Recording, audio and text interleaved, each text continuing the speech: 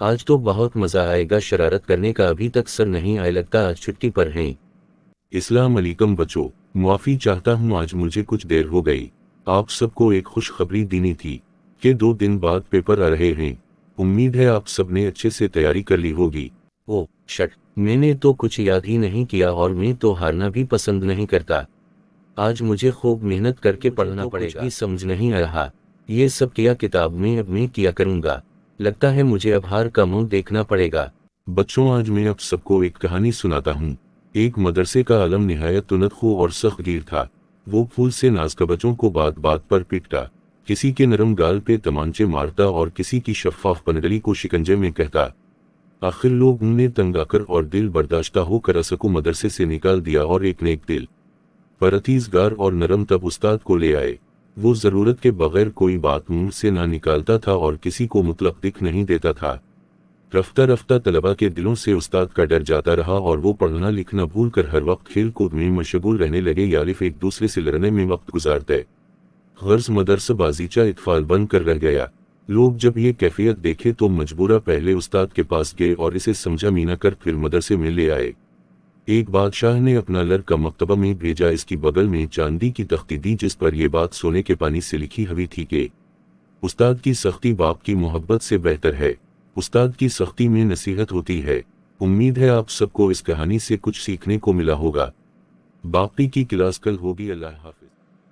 अब मैं क्या करूँगा, मैंने तो कुछ पढ़ा भी नहीं और ना ही मुझे कुछ याद है। मुझे सबके साथ अच्छा सलूक करना चाहिए था। मैं फजूल में सबको तंग करता था और बदतमीजी से बात करता था। काश मैं ऐसा ना करते, इस बेहतर था मैं अपनी पढ़ाई की तरफ तवज्जो करता। अब तो मैं इम्तिहान में पास भी नहीं हो सकता क्योंकि मुझे अब कुछ भी पता नहीं। मैं हमेशा हर चीज़ में जीतना चाहता था मगर अब मुझे बहुत बुरी तरह हार का मुंह देखना होगा। अब मैं क्या करूं, कुछ समझ नहीं आ रहा। इस्लाम अलैकुम बच्चों कल पेपर हैं, आप सब खूब मेहनत करना। अगर कामयाब होना चाहते हो आप सब तो सबसे पहले मेहनत करना बहुत ज़रूरी है। इसके बिना कभी कामयाबी नहीं मिल सकती। क्या हुआ सलमान, आप कुछ परेशान नजर आ रहे हैं। आप तो बहुत मस्ती करते हैं, कोई खास वजह है आपकी उदासी की? जी सर, मैं बहुत परेशान हूँ और उदास भी, मुझे कुछ समझ नहीं आ रहा मैं क्या करूँ। अच्छा आप ऐसा करो, बाहर मुझे मल्लू आपसे कुछ बात करनी है। जी सर, मैं आता हूँ। जी सलमान बेटा, क्या बात है, आप क्यों उदास हैं? मैं आपको 2 दिन से देख रहा हूँ उदास। सर मुझे कुछ भी याद नहीं और पेपर भी आ गए हैं, मुझे समझ नहीं आ रही अब क्या करूँ। बेटा आपको पता है अखलाक क्या है? जी सर, अखलाक दूसरों की इज्जत करना, बात के दौरान किसी का दिल ना दिखाना। जी बिल्कुल दुरुस्त कहा आपने। अगर अखलाक अच्छा हो तो आप समझदार हो जाते हैं और समझदार शख्स कभी हारते नहीं।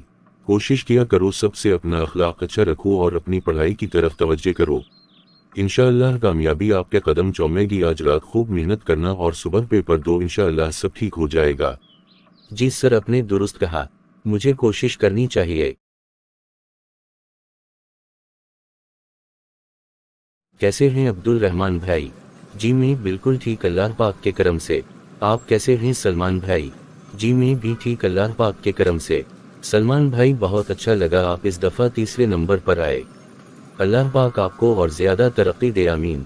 जी आमीन, शुक्रिया। मुझे भी अच्छा लगा आप हर मर्तबा की तरह फिर से पहले नंबर पर आए। वैसे अब्दुल रहमान भाई, मुझे ज़रा भी उम्मीद नहीं थी कि मैं इस दफ़ा पास हो सकूंगा मगर मैंने फिर भी हिम्मत नहीं हारी और कामयाबी हासिल की।